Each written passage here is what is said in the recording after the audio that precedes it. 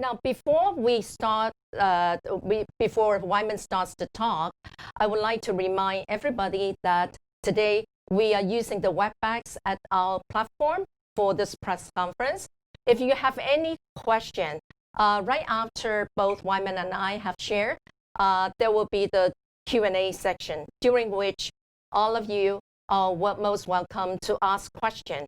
You can either raise your hand in the WebEx chat room, or you can send us the question in the chat room, and then we'll try to get access to it through there. But I think it's better for all of you to ask the question verbally so that we get to know who's asking the question. And I hope you will also introduce yourself so that we know which media organizations you represent.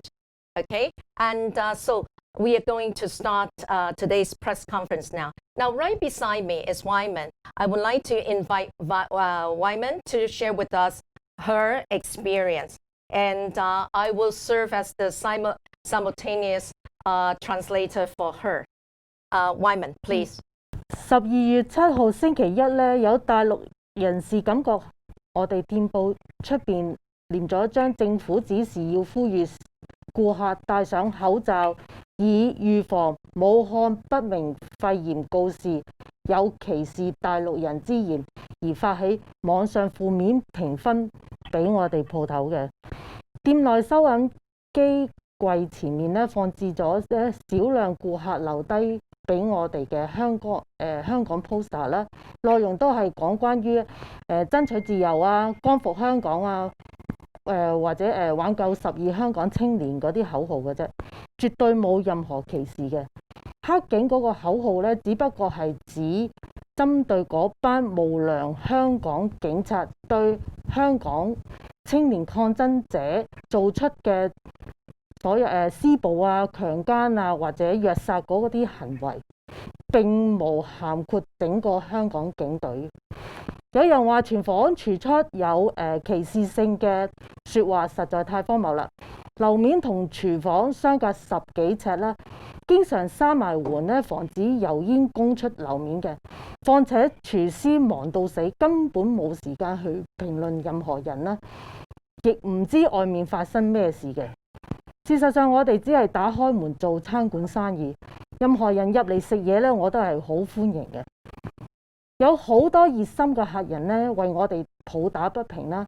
但係我哋喺網上調查呢件事嘅，發現呢件刑毀事件之後咧，YorkBBS 啊、51.ca 同埋 QQ.com 嗰啲社交平台咧，有人持續發動仇恨本店，鼓吹同煽動其他人以非法暴力嘅手段咧去對待我鋪頭嘅。譬如淋紅漆啦、放曱甴、老鼠去我餐館啦，呼籲啲人咧打電話嚟我鋪頭落 order 而唔嚟 pick up 嘅，想我哋鋪頭倒閉，煽動人用槍打破櫥窗玻璃，甚至起我全家底同殺害我哋，呢啲都非常嚴重嘅行為嚟嘅。有人提議向中共舉報我，令我哋返香港都有麻煩。最新發展，有啲組織向 CLA 報假案，話我哋瞞稅。我同我所有員工上班嘅時咧，都驚我哋嘅安全問題。咁12月8號星期二咧，晚上7點至10點咧，有人喺我哋嘅門口度咧念咗張警告信，誣告我哋可能犯咗安省人權法或消費者保護法案。12月9號星期三早上咧，就發覺櫥窗俾人惡意以白色漆塗鴉刑毀。早上10點至11點左右咧，我已經向約克警區警方報案。Okay. I think maybe we can invite Wyman to stop here so that I can interpret what she has said. So paragraph by paragraph. Okay. So this is what Wyman has said just now.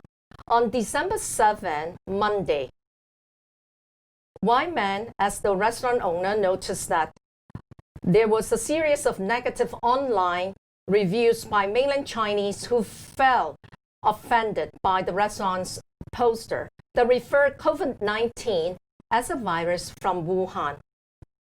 There was also complaint about the chef in the restaurant kitchen making discriminatory remarks.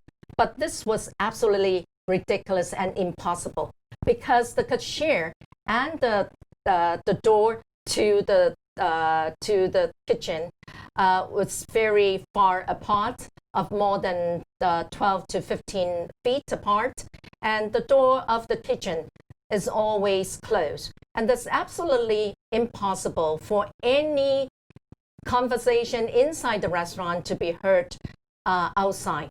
And at the same time, our staffs are always very busy cooking food, and there's no time for them to make any comment or even get to know what is happening outside the kitchen.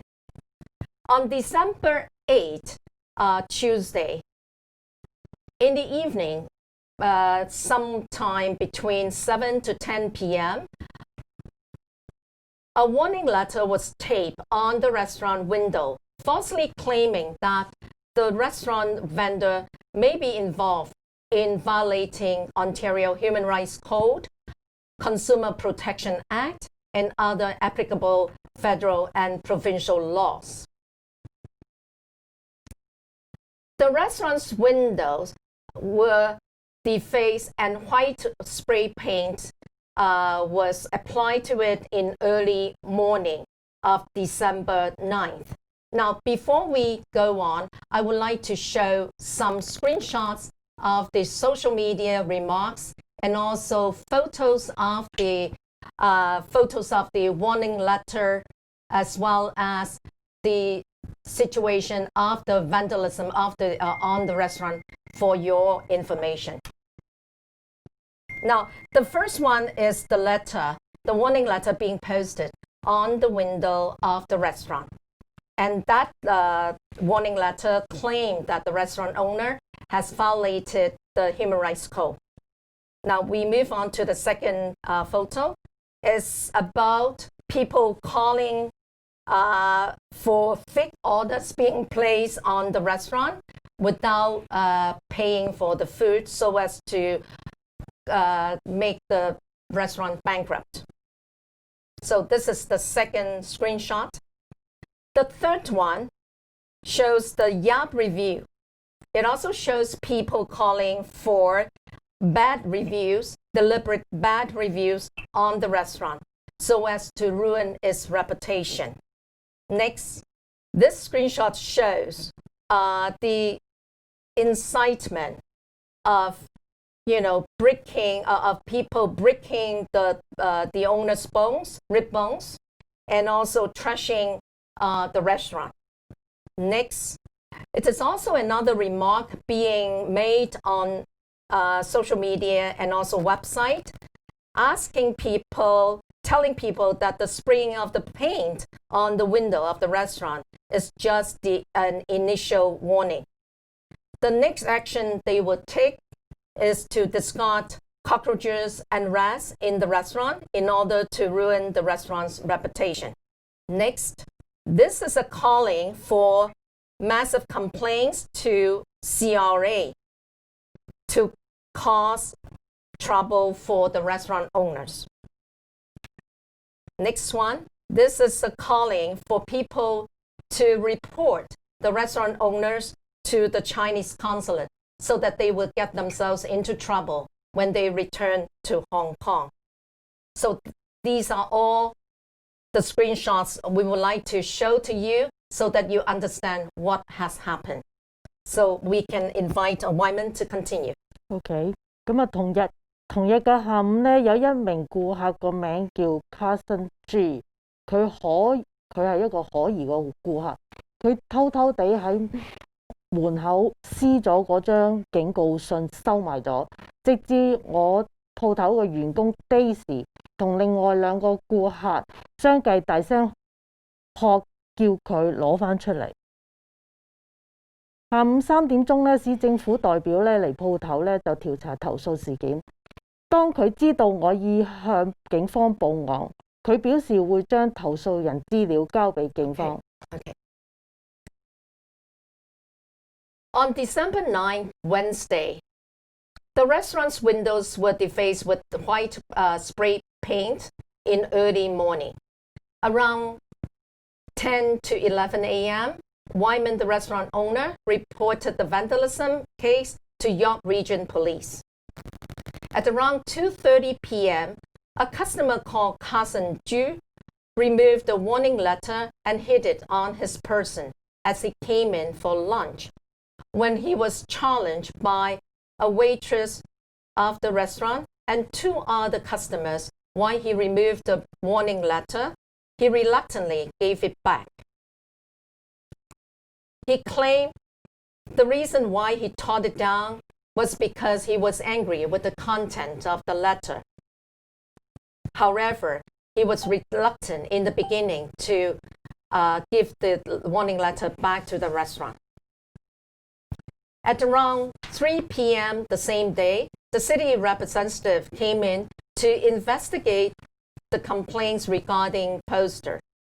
When the city rep knew Wyman had already reported the vandalism to York Region Police, the city rep said he would pass the complainant's information to the police.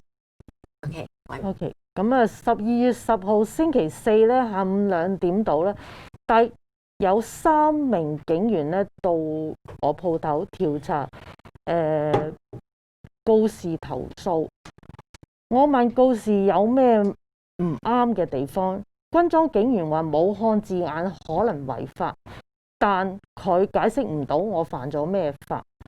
我問點解警方冇人處理我鋪頭被刑毀嘅投訴，我 show 俾佢哋睇出邊貼喺出邊嗰張恐嚇信，並講俾佢哋知網上鼓吹暴力非法行為嘅 post 內容。之後警方代表同我約定咗星期五早上見面長談。同日晚上 Gloria 同阿 John 呢陪我去 Major Mackenzie 約克警區再次報案。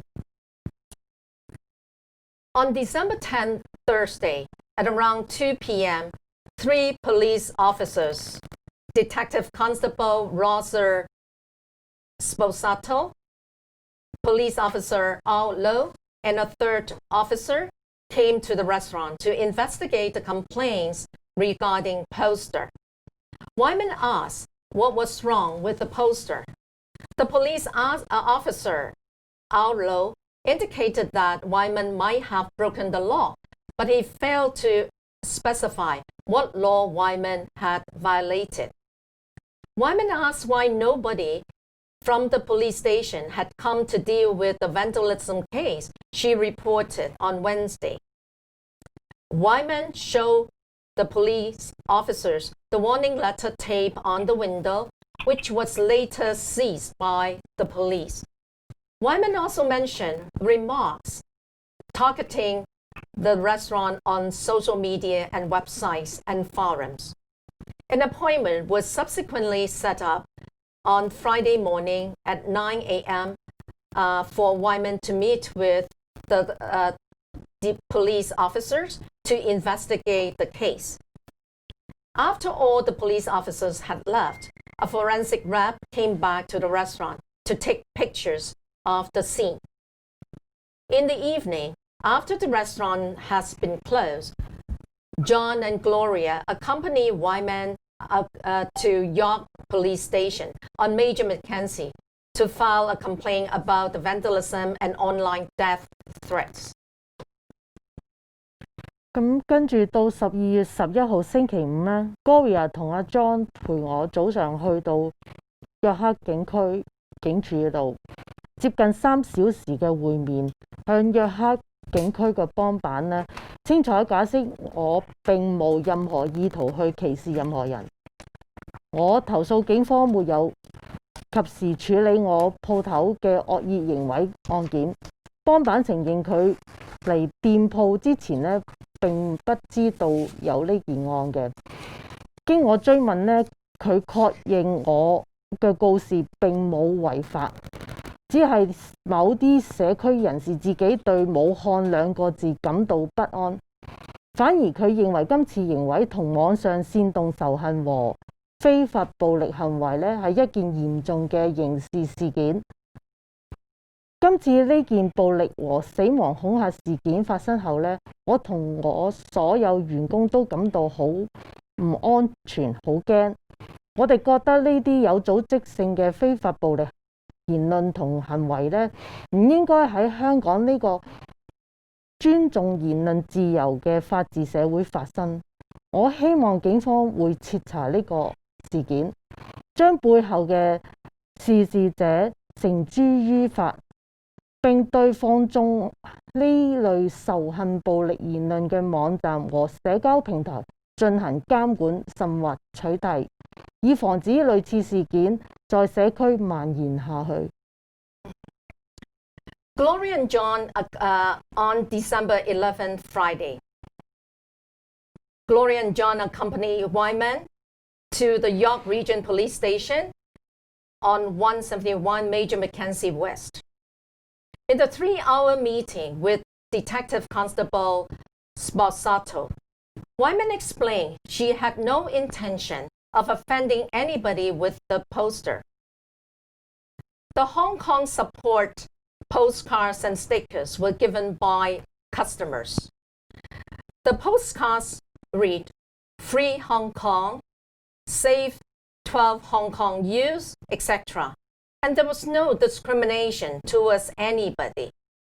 Even the remark on the so-called dog police was only referring to those Hong Kong police who exercised brutality on the peaceful demonstrators, including mass arrest, torturing, even murdering, and also group raping of the arrested.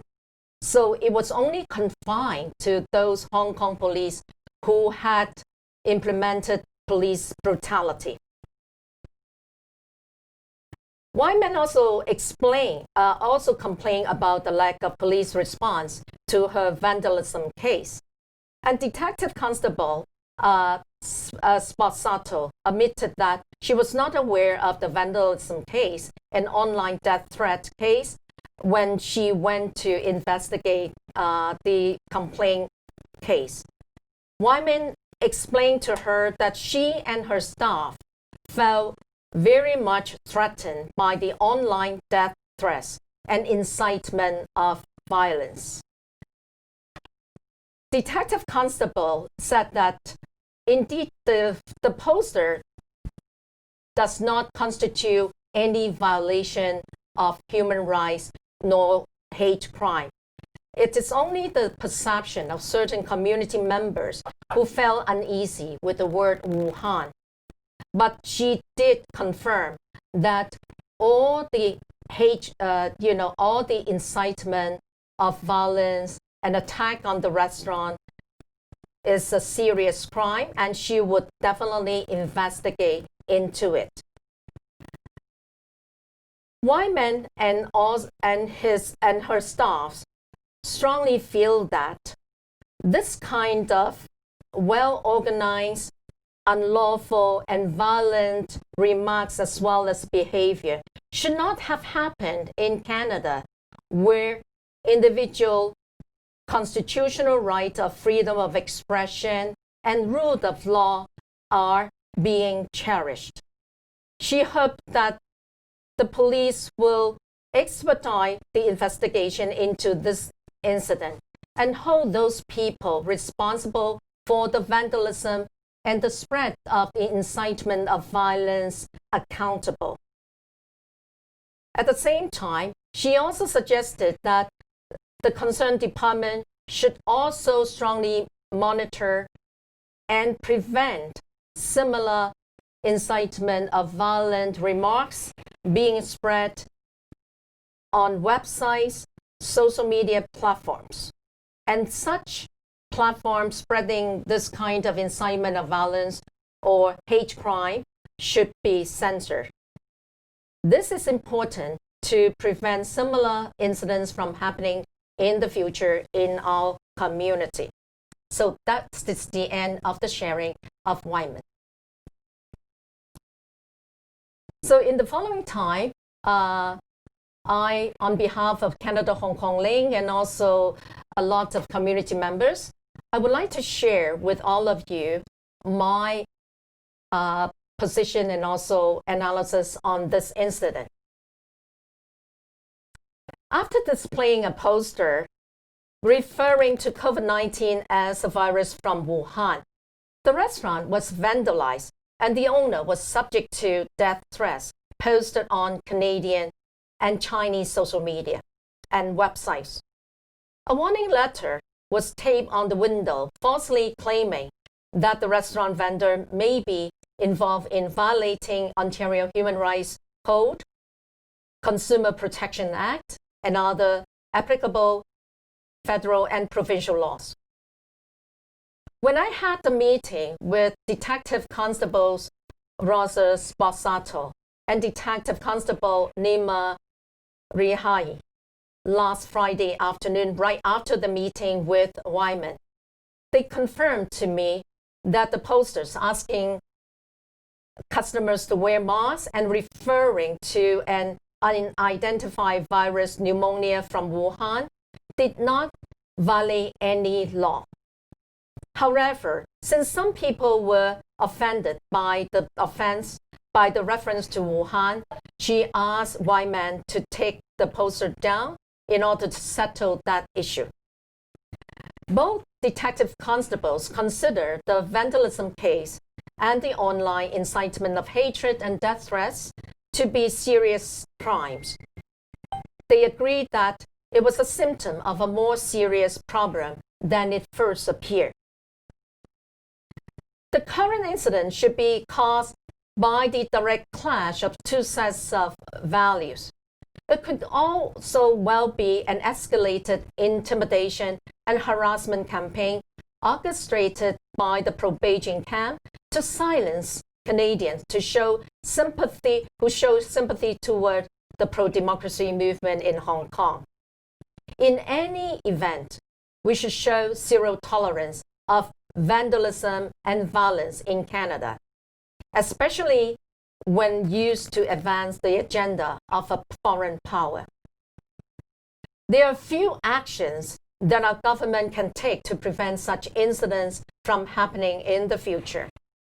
Number one, we called upon the York Region Police to expedite the investigation into this incident and hold accountable those who committed vandalism and online incitement of hatred and death threats. Social media platforms, websites, and forums need to monitor their posts and remove hateful and violent remarks. This is necessary to prevent hate crime from spreading in our community. Number two, public education should be conducted to raise public awareness of the importance of Canadian core values, inclusion and respect for diversity. Number three, governments also need to conduct roundtables with the civil society organizations on a regular basis to monitor hate crime in Canada and develop measures to combat it, particularly when this kind of hate crime behavior and remarks are being orchestrated by foreign power behind the scene. Number four, in consultation with Canadian diaspora communities, the government needs to create reporting and support mechanisms for victims of foreign state harassment and coercion. And we need to engage CSIS, RCMP, and civil society organizations in education initiatives to raise public awareness of the threat of foreign influence in government, community, business, media, and also academic sectors. The government also needs to amend the criminal code to provide effective tools for the concerned department to enforce on intimidation, harassment by foreign force. So that is the end of my sharing.